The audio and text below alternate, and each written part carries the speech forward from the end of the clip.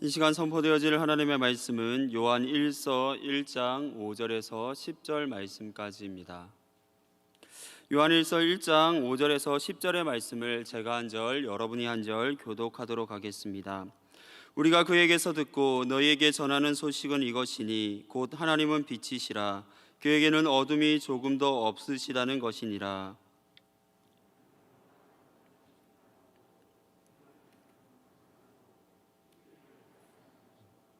그가 빛 가운데 계신 것 같이 우리도 빛 가운데에 가면 우리가 서로 사귐이 있고 그 아들 예수의 피가 우리를 모든 죄에서 깨끗하게 하실 것이요.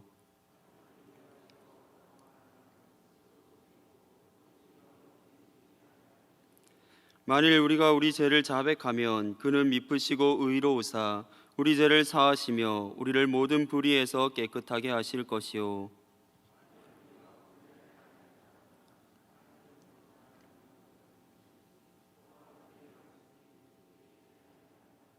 아멘. 오늘 그리스도인의 삶이라는 제목으로 함께 은혜를 나누고자 합니다. 얼마 전 텔레비전 채널을 넘기다가 우연히 보게 된 프로그램 중에 신박한 정리라는 제목의 예능이 있습니다. 이 프로그램의 내용은 간단합니다. 프로그램을 진행하는 MC들이 한 가정집을 방문하게 되고 대상자의 집을 방문하게 되고 그 집안 구석구석을 살펴보면서 집주인이 가지고 있는 물건들을 정리합니다. 그러면서 그 물건들에 얽혀져 있는 사연을 들어보고 그 물건들 가운데 또 버려야 될 것들, 정리해야 될 것들을 추려내고는 그 정리를 시작하게 됩니다. 그리고 그 집주인이 원하는 집의 모습들에 대해서 이야기를 들어보고는 그 이야기를 바탕으로 그 집에 있는 모든 물건들을 정리해 나가는 프로그램이었습니다. 그리고 며칠 후에 그 이야기대로 어떻게 정리되었는지 모든 것을 확인하는 것으로 프로그램을 마무리하게 됩니다. 신박한 정리 공식 사이트에 들어가 보면 이 프로그램에 대한 소개를 이렇게 하고 있습니다. 나만의 공간인 집의 물건을 정리하고 공간의 행복을 더하는 노하우를 함께 나누는 프로그램. 또한 집이 바뀌면 삶이 바뀐다라고 프로그램을 소개하고 있습니다. 여러분은 얼마나 정리를 잘하고 계십니까? 저는 정리를 잘하지 못하는 편입니다. 사무실 책상이나 집에 갔을 때 저의 서재를 보면 항상 흐트러져 있는 모습들을 보게 됩니다. 그래서 가끔은 아내로부터 핀잔을 듣기도 합니다. 정리를 잘하기 위해 필요한 것은 버리는 것과 정리해야 될 것을 구분하는 것입니다. 정리를 잘하지 못하는 사람들의 특징이 물건에 대한 미련을 버리지 못하는 것입니다.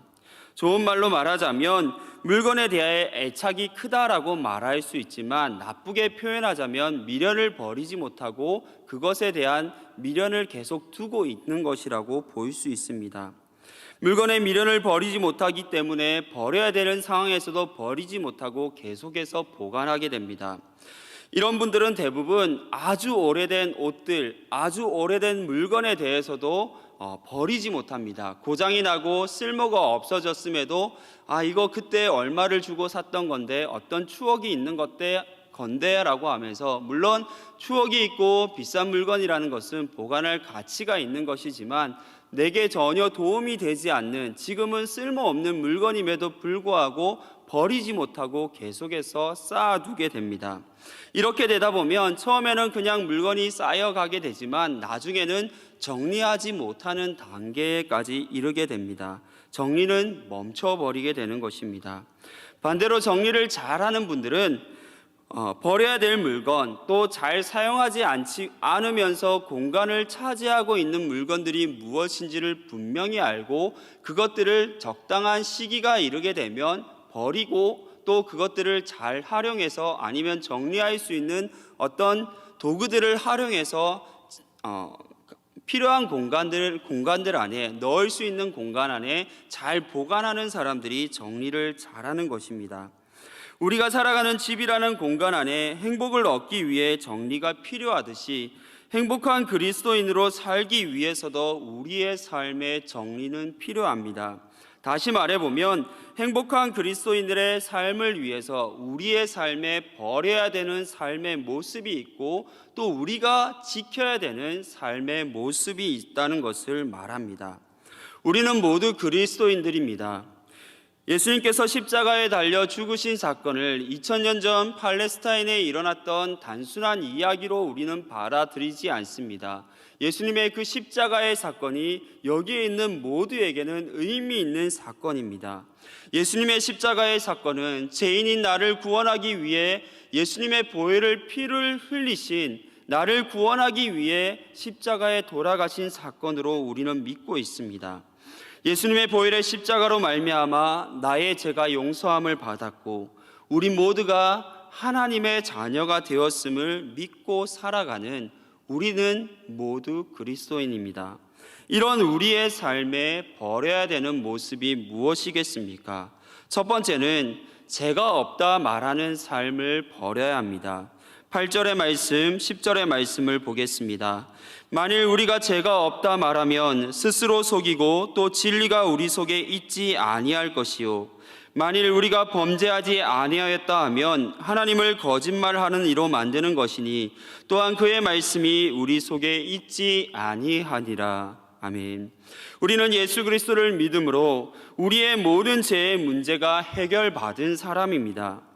우리의 죄가 문제가 해결되었다고 해서 우리가 다시 죄를 짓지 않는다는 것은 아닙니다. 죄의 문제가 해결되기는 했지만 우리는 살아가면서 다시금 또 죄악 가운데 살아갈 수 있는 그런 연약한 존재들입니다. 죄의 문제는 우리의 평생 동안 풀어야 될 숙제와도 같습니다. 절대 죄를 다시 짓지 않는다 이렇게 말할 수 있는 사람은 아무도 없습니다. 우리 안에는 여전히 죄를 짓고자 하는 그러한 마음들, 성향들을 가지고 있습니다. 죄의 잔재가 우리 안에 남아있다라는 것을 우리는 인정해야 됩니다. 몇 해 전 구원파에 빠져 있는 청년과 이러한 문제를 가지고 이야기를 나눈 적이 있습니다. 구원파에 빠져 있는 그 청년은 예수님께서 우리를 위해 십자가에 달려 돌아가셨고 우리의 죄의 문제를 해결해 주셨기에 우리는 이제 더 이상 죄인이 아니며 우리는 죄인이 아니기 때문에 다시금 회개할 필요가 없다라고 강력하게 주장했습니다. 그래서 저는 우리가 죄를 용서받고 하나님의 자녀가 된 것은 맞지만 그럼에도 불구하고 우리 안에는 여전히 죄의 잔재가 있고 죄를 저지르고자 하는 그 성향들이, 속성들이 남아있기 때문에 우리의 삶에 회개의 삶은 계속해서 이어져야 된다라고 그렇게 이야기를 했습니다. 그런데 이 청년은 그 이야기를 절대 받아들이지 않았습니다. 그래서 성경을 중심으로 계속해서 봐라, 성경에 이렇게 기록되어져 있지 않냐, 너가 말하고 있는 그 이야기뿐만 아니라 또 다른 이야기들이 사도 바울이 이야기하고 있고 예수님도 이야기하고 있지 않느냐라고 이야기를 했음에도 불구하고 어느 정도는 받아들이다가 자신이 알고 있는 그 성경의 지식과 반대되는 이야기들이 강력하게 나오게 되면 다시 처음으로 돌아가서 예수님께서 우리의 죄를 속해 주셨으니 우리는 다시 회개할 필요가 없다라는 이야기로 돌아가게 되었습니다. 그리고 그 이야기가 계속 반복되고 그렇게 1시간 반 정도를 이야기하다가 도저히 결론이 나지 않을 것 같아서 그냥 여기서 그만두는 게 맞을 것 같습니다 하고는 헤어졌던 경험들이 있습니다. 우리는 빛이신 예수님을 영접함으로 하나님의 자녀가 되는 권세를 누리고 있습니다. 지금 우리는 빛의 자녀로 살아가고 있습니다. 하지만 빛의 자녀라 할지라도 죄에 노출될 수 있고 간역에서 벗어나는 삶을 살아갈 수 있습니다. 하나님이 만드신 사람의 모습은 하나님이 보시기에 심히 좋았던 모습이었습니다. 하나님이 만드신 창조의 목적대로 살아가는 그 모습을 바라보며 하나님은 보시기에 좋았다라고 칭찬을 하십니다. 그런데 에덴 동산에서 모든 것을 누리고 살아갔던 그 아담과 하와의 모습 가운데 뱀의 유혹에 불순종의 죄를 짓는 것을 보게 됩니다. 우리들도 빛의 자녀, 하나님의 자녀들로 살아가고 있지만 언제든지 죄에 무너질 수 있는 연약한 존재라는 것입니다. 우리는 죄가 없으신 예수님과 같은 존재가 아닙니다. 언제나 무너질 수 있고 언제나 죄에 쓰러질 수 있는 연약한 존재일 뿐입니다. 그 연약함이 드러나게 되는 가장 보편적인 현상이 자신을 속이고 남들에게 숨기고 거짓을 말하는 것입니다. 아담과 하와가 하나님의 말씀에 불순종하여 선악을 알게 하는 나무의 열매를 먹게 되었을 때에 그들이 취한 행동은 하나님의 시선으로부터 벗어나는 것입니다. 그들이 취한 행동은 하나님의 시선으로부터 숨었습니다. 그리고 나는 하나님께 숨을 수 있다라고, 하나님께 내 모습을 보이지 않을 수 있다라고 스스로 속이는 것이었고, 또 모든 죄의 문제들을 서로에게 핑계하는 것이었습니다. 코로나로 인해 회식이나 친구들과의 모임이 줄어들고 있음에도 불구하고 음주운전 관련 사건 사고는 줄어들지 않고 있습니다. 음주운전을 하는 사람들의 생각이 무엇이겠습니까?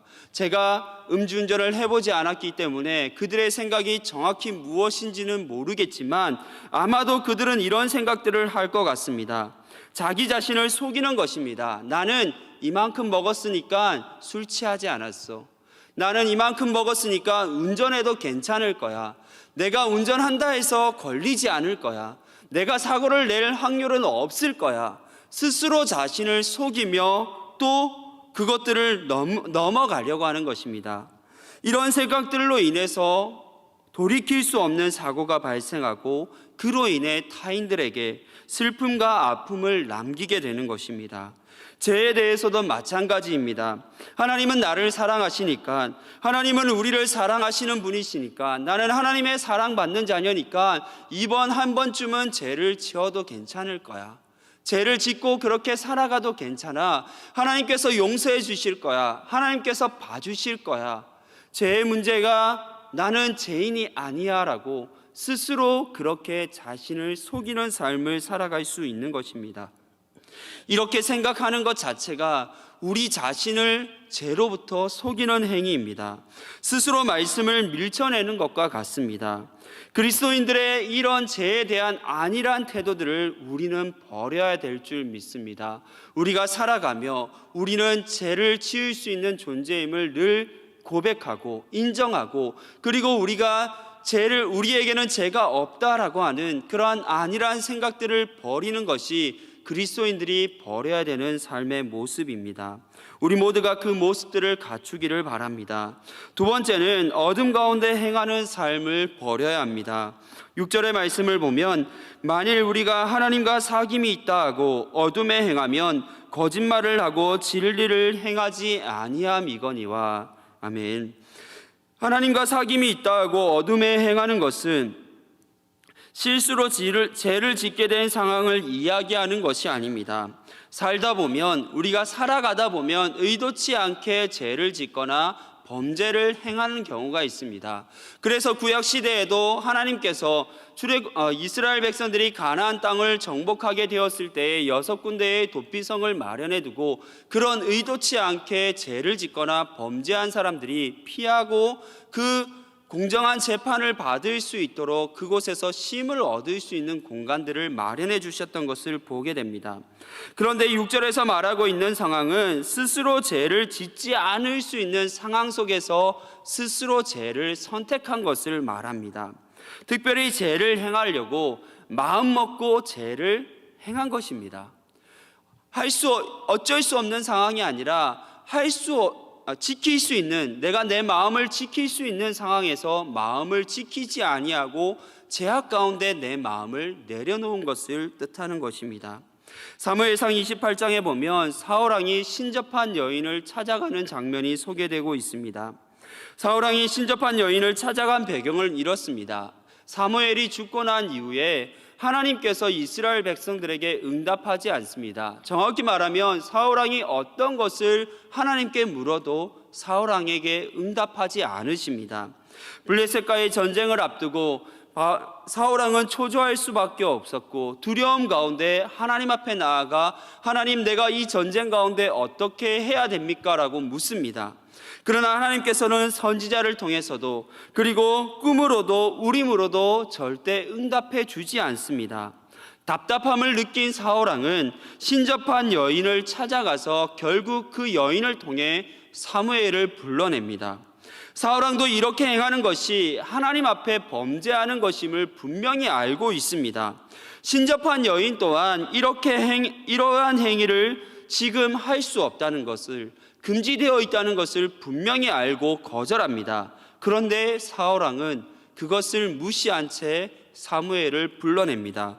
사무엘상 28장 9절과 10절에 보면 여인이 그에게 이르되 내가 사울이 행한 일 곧 그가 신접한 자와 박수를 이 땅에서 멸절시켰음을 아나니 내가 어찌하여 내 생명의 올무를 놓아 나를 죽게 하려느냐 하는지라. 사울이 여호와의 이름으로 그에게 맹세하여 이르되 여호와께서 살아계심을 두고 맹세하노니 내가 이 일로는 벌을 당하지 아니하리라. 사울왕 스스로가 신접한 자와 박수들을 모두 그 땅에서 멸절시켰습니다. 그리고 그 일들을 하지 말라고 명령했습니다. 그런데 그가 하나님의 말씀을 기다릴 수 있었음에도 불구하고 그는 기다리지 아니하고 자신이 없애버렸던 그 여인을 찾아가 하나님의 음성을 사무엘을 통해서 하나님의 음성을 들으려고 합니다. 하나님의 음성을 끝까지 인내하며 들을 수 있었음에도 스스로 그 모든 기회를 저버린 것입니다. 이미 사무엘을 불러내고자 하는 마음을 돌이킬 생각이 없었습니다. 죄를 행하려는 마음을 이미 가지고 있는 상태였던 것입니다. 하나님과 사귐이 있다 말하며 어둠 가운데 행하는 이들을 향해 거짓말을 하고 진리를 행하지 아니한다라고 말씀합니다. 거짓은 진리의 반대말을 의미합니다. 즉 거짓말을 한다는 것은 진리를 말하지 않는다는 것을 뜻하며 진리가 무엇인지를 알고 있음에도 진리를 말하지 않고 진리를 따르지 않는 것을 뜻합니다. 진리란 예수 그리스도입니다. 예수님은 분명하게 내가 길이요 진리요 생명이라고 말씀하십니다. 그리스도인의 삶은 예수 그리스도를 따라가는 삶이어야 되고 예수님과 동행하는 삶이어야 합니다. 그러나 어둠 가운데 있는 자들은 진리 되시는 예수님을 인정하지 않습니다. 진리 되시는 예수님을 인정하지 아니하고 예수님을 오히려 비방하게 됩니다. 비방하고 그들의 대적자로 살아갑니다. 코로나 시대를 지나면서 그리스도인이라 불리는 사람들 중에 의도적으로 또 예수님을 멀리하는 이들이 생겨나고 있습니다. 힘들고 어려운 시간을 지내면서 우리가 의지해야 될 분은 예수님밖에 없습니다라고 고백해야 될 사람들이 이제는 오히려 예수님을 대적하는 자들로 돌아서는 일들이 보여지고 있습니다. 시기와 상황을 핑계를 삼고 예수님을 멀리하고 있습니다. 어쩌면 외면만 하고 있는 이들은 그나마 다행입니다. 외면을 넘어 비난과 조롱하는 모습으로 돌아서는 이들을 바라보면 너무나 마음이 안타깝습니다. 마음이 편치 않습니다. 가슴이 아픕니다. 이럴 때일수록 우리는 우리 자신의 모습, 우리 그리스도인들의 모습을 돌아보아야 될 줄 믿습니다. 지금 우리는 그리스도인으로 잘하고 있다라고 생각하고 있다면 우리는 그것이 오히려 우리를 독선적으로 만들 수 있습니다. 오늘날 교회가 비난과 조롱의 대상이 되는 것은 언론에서 교회를 통해서 많은 사람들이 확진자가 나오고 감염되고 있다는 그 사실 때문만은 아닐 것입니다. 지금 교회에서 일어나는 뿌리 깊은 죄의 문제들 앞에 우리가 깊이 성찰하지 못하고 숨기고 감추기 위해 급급했던 그 모습들이 지금 시기에 그것이 드러나고 있기 때문일 것입니다. 그것을 숨기고자 했고 감추려고 했던 우리의 안일함이 드러나기 때문인 것입니다. 수면 위로 드러나지 않았던 그렇게 잠잠했던 것들이 이 시기에 드러나고 있기에 들추어지고 있기 때문에 그것이 문제가 되는 것입니다. 이제는 우리가 버려야 될 삶의 모습이 무엇인지를 자세히 들여다보아야 합니다. 옷이나 집을 정리하기 위해서는 옷장이나 아니면 서랍장이나 창고에 있는 모든 것들을 끄집어내고 어떤 것들이 있는지 우리가 자세히 봐야지만 정리가 이루어질 수 있습니다. 그거와 마찬가지로 우리 안에 숨기고 감추고 있는 죄의 모습들이 무엇인지 우리 자신을 철저히 들여다보아야 될 줄 믿습니다. 그리고 그것들을 들여다보면서 버려야 될 것들이 무엇인지를 알고 그것을 가감히 버릴 수 있는 우리의 삶의 모습이 되기를 간절히 소망합니다. 반대로 우리가 지켜야 될 삶의 모습이 무엇이겠습니까? 첫째는 죄를 자백하는 삶입니다. 9절 말씀을 보겠습니다. 만일 우리가 우리 죄를 자백하면 그는 미쁘시고 의로우사 우리 죄를 사하시며 우리를 모든 불의에서 깨끗하게 하실 것이요. 아멘. 자백한다는 단어는 시인한다, 고백한다는 뜻을 가지고 있습니다.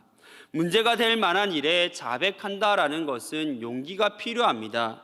나의 실수, 나의 잘못을 고백하고 시인한다는 것은 모든 책임을 내가 지겠다는 의미가 담겨 있기 때문에 그것에는 용기가 필요합니다. 그러나 죄의 문제는 다릅니다.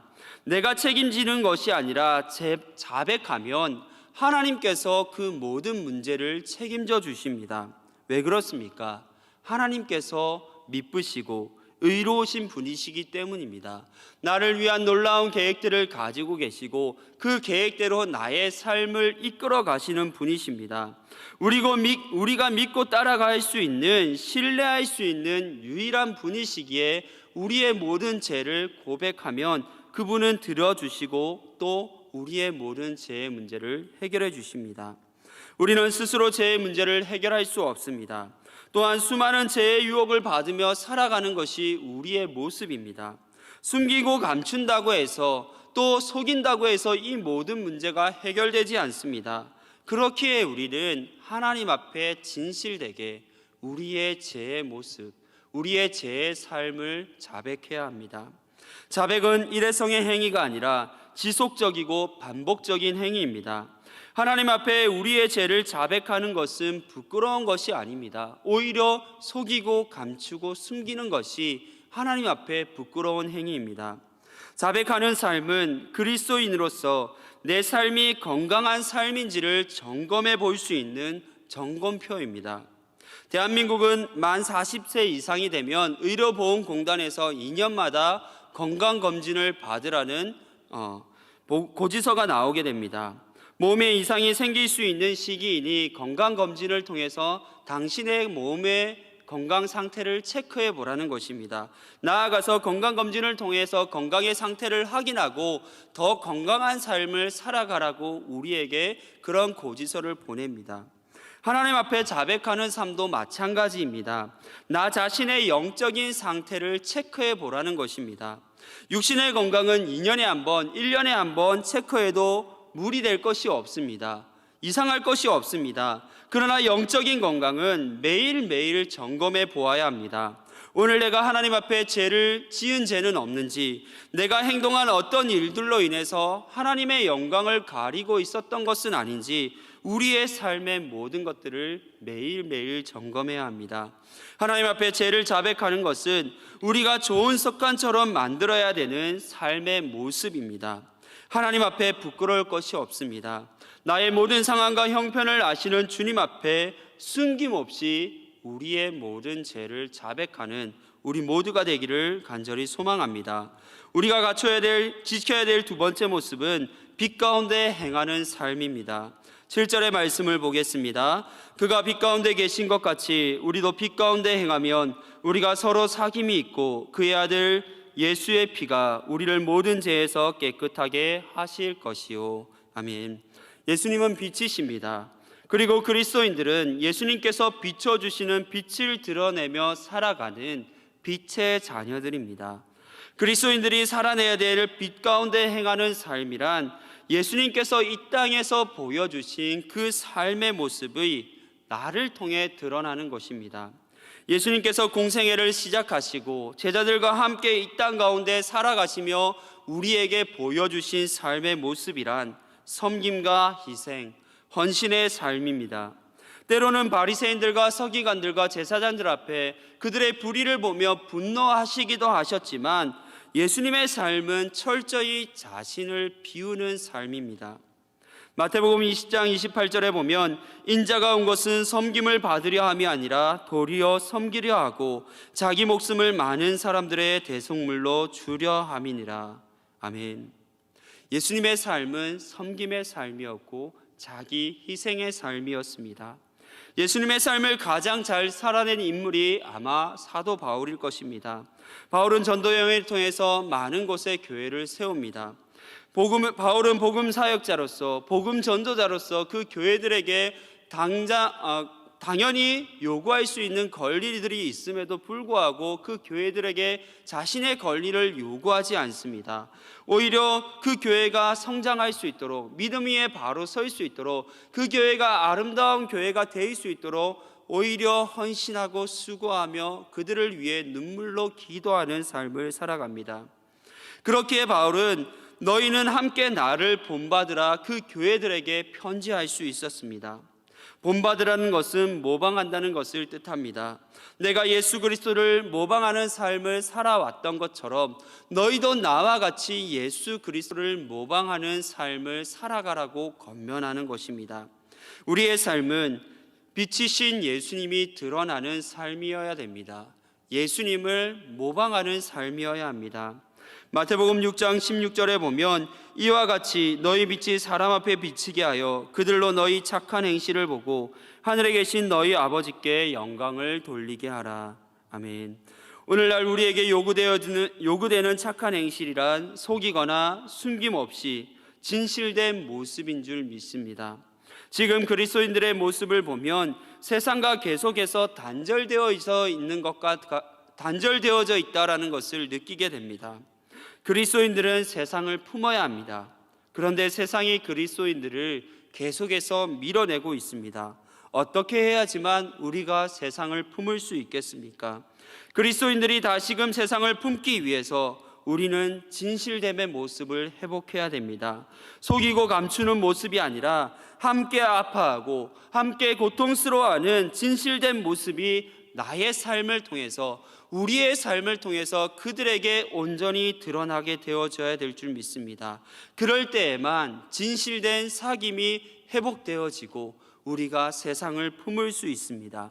깨어진 모든 관계가 회복되어질 수 있습니다. 오늘 우리의 삶이 빛 가운데 행하는 삶이 되기를 소망합니다. 나와 마주치는 모든 사람들의 눈에 우리의 삶이 진실되게 비춰질 수 있도록 오늘도 작은 일 하나하나에서부터 진실함을 보일 수 있는 믿음의 성도들이 되기를 바랍니다. 세 번째는 세상에 전하는 삶이 되어야 합니다. 5절의 말씀을 함께 읽겠습니다. 우리가 그에게 듣고 너희에게 전하는 소식은 이것이니 하나님은 빛이시라 그에게는 어둠이 조금도 없으시다는 것이니라. 아멘. 코로나 바이러스의 문제가 길어지면서 그리스도인들이 전도하는 것이 쉽지 않게 되었습니다. 아니, 힘들게 되었습니다. 아니, 세상에 나가보면 전도하는 사람을 찾아보기가 어렵습니다. 요즘 사회적 분위기만을 본다라고 하면 전도를 떠나 내가 그리스도인입니다, 나는 교회를 다니는 사람입니다 라고 말하는 것조차 쉽지 않게 보여집니다. 그럼에도 우리는 세상에 빛을 전하는, 예수님을 전하는 삶을 살아야 될 줄 믿습니다. 복음이 전해진 이후 복음을 전하는 것이 쉬웠던 시절은 없습니다. 어느 시대가 되었든지 간에 복음을 전하는 시기에는 위협이 있었고 아픔이 있었고 고난이 있었고 어려움이 있었습니다. 그럼에도 불구하고 복음은 전해졌고 그 가운데 복음의 꽃을 피워왔습니다. 지금의 시대도 마찬가지입니다. 교회가 비난을 받고 그리스도인이라 말하기가 어려운 시기를 우리가 보내고 있지만 그럼에도 우리는 날마다 전하는 삶을 살아야 합니다. 하나님이 빛이라는 사실, 하나님 안에 참 생명이 있고 하나님만이 우리를 살리시는 분, 우리에게 생명을 주실 수 있는 분임을 우리는 날마다 증언해야 됩니다. 우리가 경험하고 있는 코로나 바이러스는 어둠과 같습니다. 어둠은 우리로 하여금 볼 수 없게 만들고 두려움 가운데 머물게 합니다. 우리의 마음 또한 강팍하게 만들고 있습니다. 우리의 노력으로 이 모든 것들이 해결되어지지는 않습니다. 이러한 문제를 해결할 수 있는 방법은 빛이신 예수님이 그들의 마음 가운데, 어둠 가운데 있는 그들에게 전해져야지만 해결되어질 줄 믿습니다. 빛이신 하나님이 그들의 삶을 비출 때에 이 모든 문제가 근원적인 문제가 해결되어지게 될 줄 믿습니다. 나를 통해 전해지는 빛은 아주 작은 빛일지 모릅니다. 우리가 전하는 빛은 정말 연약하고 보일까 말까한 그러한 불빛에 지날 수도 있습니다. 그러나 매일매일 나를 통해 이 빛이 전해져야 합니다. 내가 살아가는 그 삶의 자리에서 진실되게 살아가는 모습, 어려움을 겪고 있는 이들에게 다가가서 위로와 격려를 더해주는 그 모습, 다른 사람들이 하지 않는 일까지 돌아보며 누군가 신경 쓰지 않는 일까지도 그리스도인으로서 외면하는 일까지도 감당하는 그 모습들, 그것이 크고 작은 일, 큰 일이 아니고 대단한 일이 아니라 할지라도 그렇게 우리가 삶의 자리에서 살아가는 그 모습을 보여준다라고 하면 그 작은 불빛이 그들의 마음에 와닿을 것이고 그들에게 복음이 전해지는 계기가 되어질 줄 믿습니다. 빛이신 하나님을 전하는 삶의 모습이 될 줄 믿습니다. 우리 그리스도인들은 버려야 될 모습과 지켜야 될 모습들을 구분할 수 있어야 됩니다. 버려야 될 것들을 붙잡고 버리지 못하는 것이 아니라 또 지켜야 될 것들은 가감하게 버리고 그것들을 외면한 채 살아가는 것이 아니라 버려야 될 것들은 가감하게 버리고 또 지켜야 될 모습들은 끝까지 지켜내는 모습들을 통해서 행복한 그리스도인의 삶을 살아가는 우리 모두가 되어져야 될 줄 믿습니다. 행복한 그리스도인의 삶을 꿈꾸십니까? 그렇다면 우리의 삶을 먼저 돌아보시기 바랍니다. 내 안에 버려야 될 것들이 무엇인지 다시 한번 나를 점검하고 버려야 될 것들은 철저히 버리시기 바랍니다. 그리고 내 안에 지켜야 될 것들, 내가 지켜오고 있었던 것, 또 내가 더해야 될 것들이 무엇인지를 더해감으로 우리의 삶을 가장 행복한 그리스도인의 삶으로 만들어가는 우리 모두가 되기를 바랍니다. 긴 어둠의 시간을 지남에도 우리가 버려야 될 것들을 버리고 지켜야 될 것들을 지켜나간다라고 하면 우리는 이 어려움 속에서도 가장 행복한 시간을 보내는 그리스도인들이 될 줄 믿습니다. 그것을 꿈꾸며 한 걸음 한 걸음 믿음으로 나아가는 모든 믿음의 성도들 되기를 소망합니다.